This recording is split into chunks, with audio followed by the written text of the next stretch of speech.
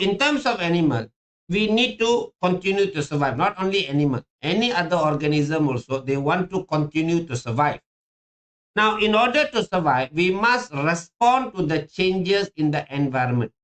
The environment is not constant. For example, if I were to switch off this light, the light intensity has changed, meaning the environment has changed. If it's in real life, when the light intensity changes, the animal needs to respond. Maybe that change is good for the animal, maybe the change is bad for the animal. The animal needs to detect the change and then make a decision. If I remain in this situation, is it going to be dangerous for me? Is it going to affect my survival? Should I move away from this place or should I remain in this place? Decisions has to be made. The process of making the decision and doing a suitable response comes under this word coordination. The word coordination, basically, we detect changes in the environment. Changes in the environment is called as stimulus. We detect stimulus. We process the information. That change in the environment does it harm us? If our body, our brain decides, yes, this is harmful, we need to do respond. So detecting the stimulus, processing the information, and then doing the response. In one word, we call it coordination. Example of coordination. So I'll start the chapter by showing you this video here. This is coordination. Let's look at the video. I'll start with this video.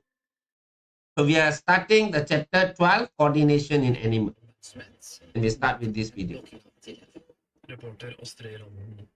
Utfordringen med å få unge i arbeid er så stor at den ikke kan overlates til myndighetene alene. Flere bedrifter må nå ta mer samfunnsansvar, sier hotellkongen. So it's a school bus. Some students are getting down. Virksomhet eller utdanning. That's coordination. So in this video, always before you cross the road, look left and right before you cross the road. And I think most probably, if you have driven long enough, if you have learned defensive driving, like for example, most probably this truck driver, they have gone through defensive driving. Defensive driving means you see a school bus in front of you. So you don't see the student, you don't see the children's behind the school bus, but defensive driving means you already put your leg, you expect someone to run across the road because there is a school bus in front of you. We call that defensive driving. That means we prepare, whether it happens or not, we don't know, but we prepare for it. I mean, if I am driving, I see a school bus in front of me, my leg automatically will be on the brake. In case, if suddenly some students run across, I can press the brake immediately. We call that defensive driving. But anyway, what we need to explain in here is two coordination happen. Actually, many coordination. We are interested with two of it. Number one, the truck driver saw the boy suddenly crossing the road. That's the stimulus. So using special organs, we call them receptors, like eye. By using the eye, the driver was able to see the student suddenly crossing the road. So that is a stimulus. So the receptor, which is the eye, generates a signal and sends the signal to the brain. The brain processes the information.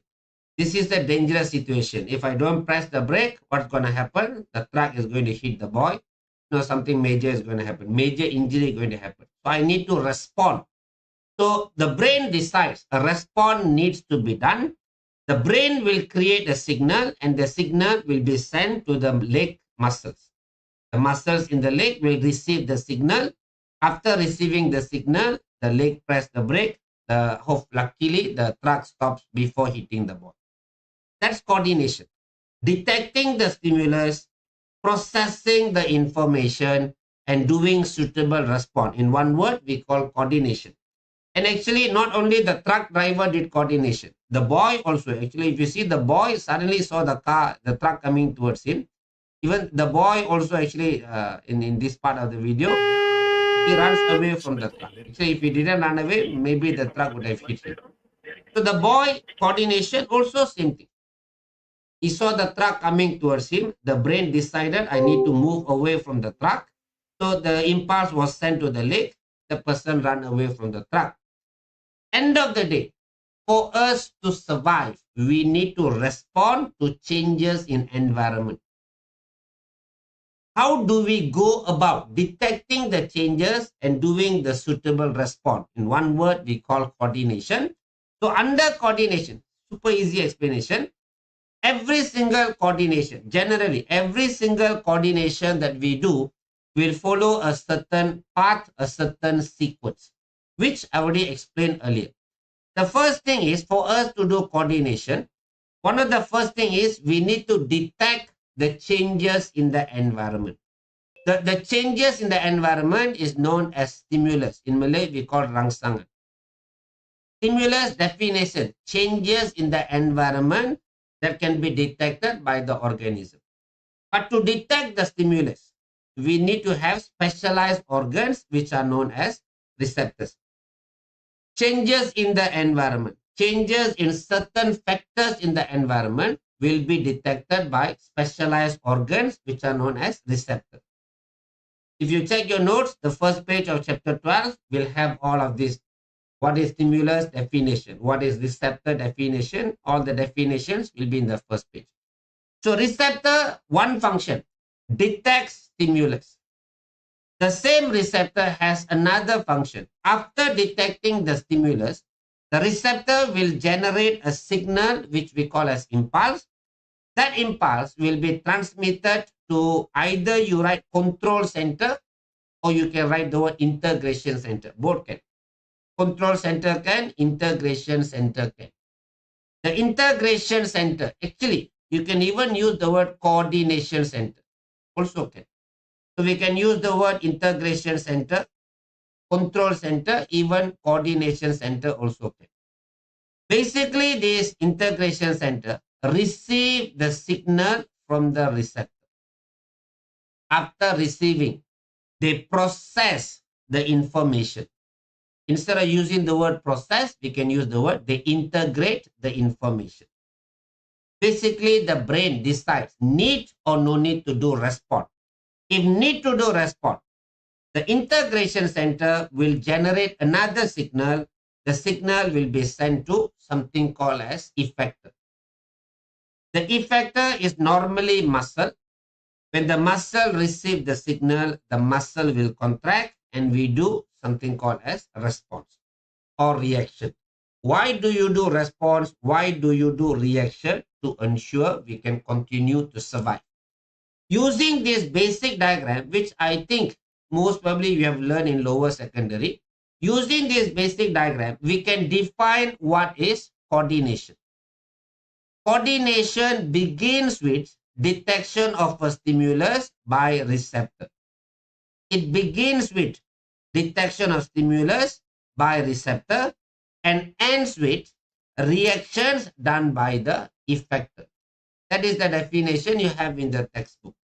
A stimulus, a coordination is a stimulus detection process by receptors that ends in appropriate response by effector. That's the definition you have in the text. Normally, we don't ask for the definition of coordination, but if you want to know the definition, you have, as usual, two choices. Memorize the definition or understand the definition. It begins with this, ends with this. That's coordination. Under this general diagram, we have many names: stimulus, receptor, control center, effector, and even reaction. All of this we need to define one by one. The first definition is what is stimulus. Changes in certain factors in the environment is known as stimulus. Why are we using the word certain factors? There are many factors. Temperature is a factor. Light intensity is a factor. pH is a factor. Concentration is a factor. There are many different factors. And to detect different factors, we need different receptors. We have thermoreceptor.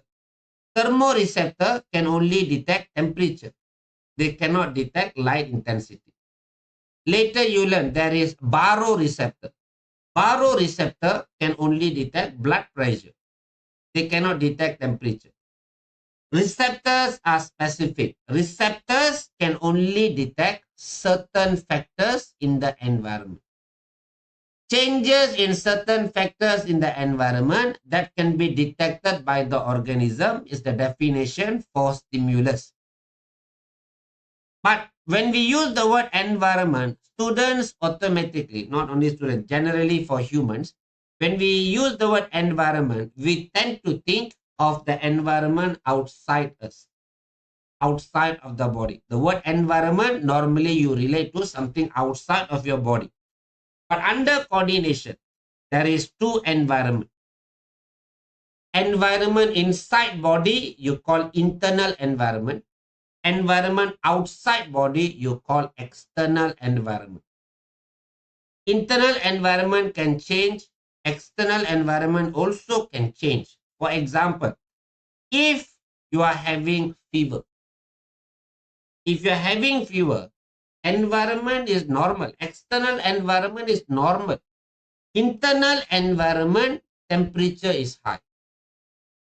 If you're having fever, nothing wrong with the environment. Your body temperature is higher than normal. That is internal environment or internal stimulus. Changes inside body, internal stimulus. Sometimes your body temperature normal, outside changes. For example, this person standing in a cold environment, snowing outside and is standing. In this situation, the external environment temperature is low. We call that external stimulus. This is just to start the chapter. Normally, the stimulus definition, normally we don't ask. But the next one, the receptor definition, you need to know. Definition of stimulus. Changes in certain factors in the environment that can be detected by the organism. There is two types of stimulus.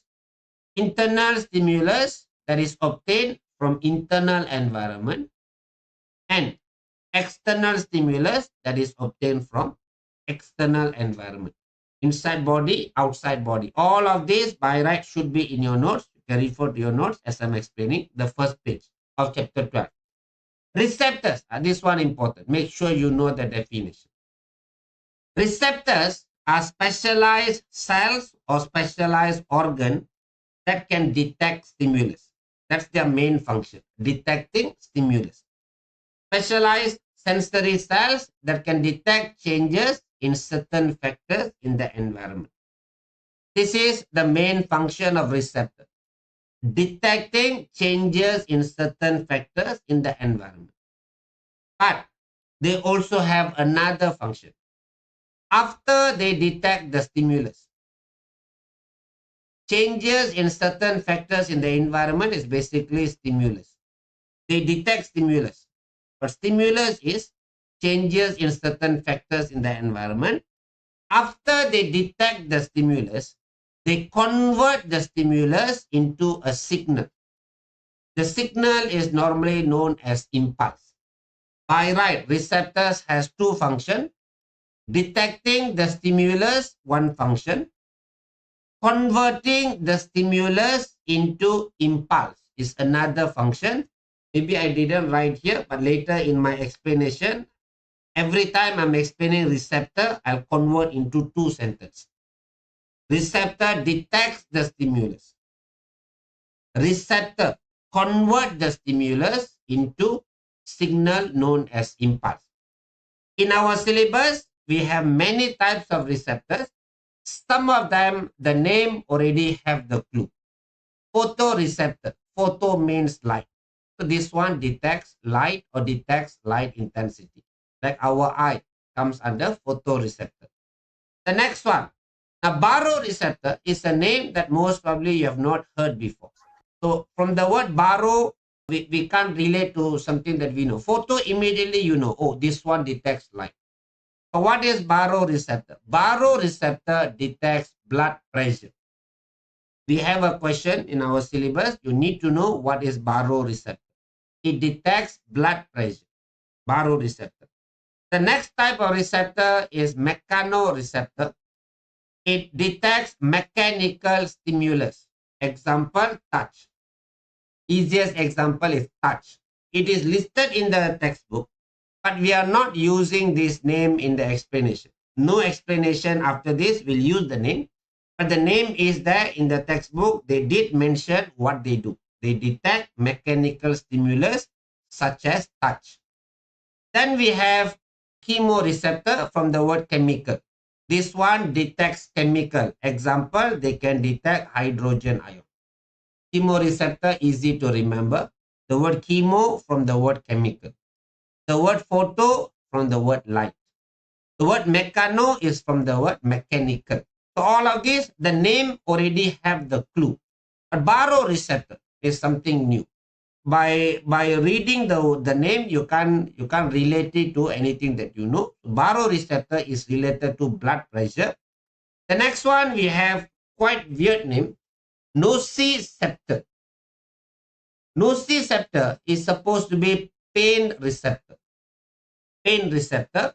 This name also, right at the beginning of chapter 12, the name is mentioned, but nowhere in the chapter we are using this name. Because right at the beginning, we have to define what is stimulus, what is receptor, what is effector. We need to define. So under the definition, the textbook have all of these names. Yes, the names are there, but very few of these, we actually use it in the explanation. It is just a list for you to remember. Baroreceptor will be using. Chemoreceptor will be using. These three we are not using. We are not using it in any of the explanation after this. But it is in the textbook. Maybe objective question they can ask you. Nociceptor detects what? So A, maybe A, light. B, chemical. C, touch. D, pain. So you should know which one. Nociceptor is generally pain receptor. And the next one we have is thermoreceptor, one of the easiest for you. Thermoreceptor means they detect temperature, they detect heat. And one more should be, okay, that's all. So these are the 6 names that you have in the textbook. Out of the 6, generally, this one, and this 4, you know. The name already have the answer. So meaning the 2 that they might ask in the exam is baroreceptor and also nociceptor.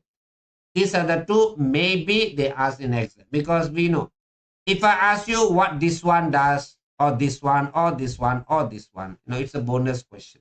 You immediately know. So the hard question should be this one, nociceptor, because you don't see this word anywhere else, only right at the beginning of chapter 12. Nociceptor detects pain. Generally, it's a pain receptor. Baroreceptor later we use under blood pressure regulation. These are receptors. Sensory styles detects stimulus. Stimulus are changes in certain factors in the environment. Receptor detect the stimulus.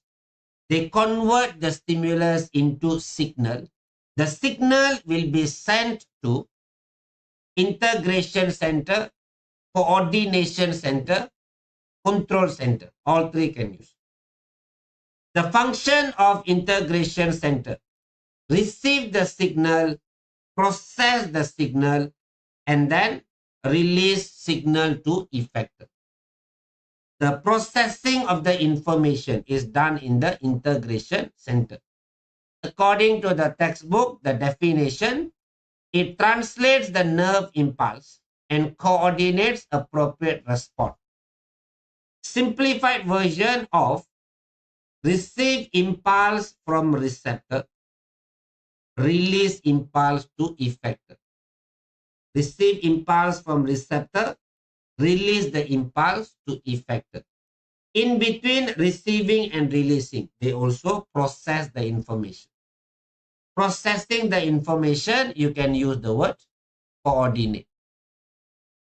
Rarely we ask the definition of integration center, but the idea of integration center is an organ or a structure that receives impulse from receptor, coordinates the impulse, and release the impulse to effector. The diagram that I had right at the beginning of the chapter, I had a diagram. You just convert the diagram into definition. Integration center is mainly brain, can also be the spinal cord. Later we explain. We are still introducing the chapter. What is stimulus? What is receptor? What is integration center? What is effector? Effector is basically the structure that is going to do response. And most of the time, the response is done by muscle. Most of the time, the response will be done by muscle. But it's not limited to muscle. Effectors consist of muscles and also consist of glands. This is a bodybuilder full of muscle. The muscles will do response. Because the muscle do respond, we call the muscle as effector. Another effector is gland. Sometimes our response is not movement. Our response is by releasing certain hormones in the body. We'll explain in this chapter. Sometimes our response doesn't involve any movement. It might be some hormones released inside the body. Releasing hormones are done by glands. Later in this chapter, we'll explain. Muscles and glands are effectors. They receive impulse and do suitable response. Receive impulse and then do suitable response. They are known as effectors. Most of the time muscle, sometimes glands are also involved. If it's muscle, they make movement. If it's gland, they normally release something called as hormone. What's hormone? Later we'll explain. When the effectors contract, like the muscle contract or the hormones are released, we call that as response. This is response. This is a gazelle in here. This gazelle is drinking water and you will see a lion coming in this direction. Let's see how the gazelle responds. Let's zoom in a bit. How does the gazelle respond to the lion?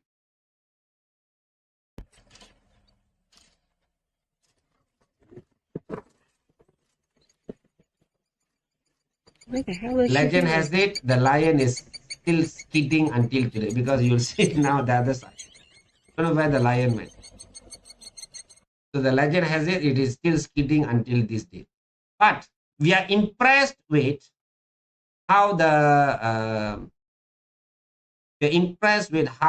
gazelle, you see how quick was the response. It just jumped to the left side and quickly jumped to the right side to avoid the lion. This is what we call as response. Response is normally fast. And the purpose of response is to avoid danger, to continue to survive. Response are normally done by muscles, can also be done by certain hormones. Later we'll explain. So what is response? The way the organism reacts after detecting stimulus. The gazelle saw the lion sprinting towards it. It made a quick maneuver to avoid being caught by the lion and then it escaped. Because it escaped, it can continue to survive. Why we do respond? To ensure survival. If you don't respond to changes in the environment, survival will be reduced. All of these are definitions. The first page of your note should have all of this definition. What is stimulus? What is receptor? What is integration center? What is effector? What is response? To start the chapter, we give you all of that definition, but rarely we ask the definition. We are more interested with how the process occurs.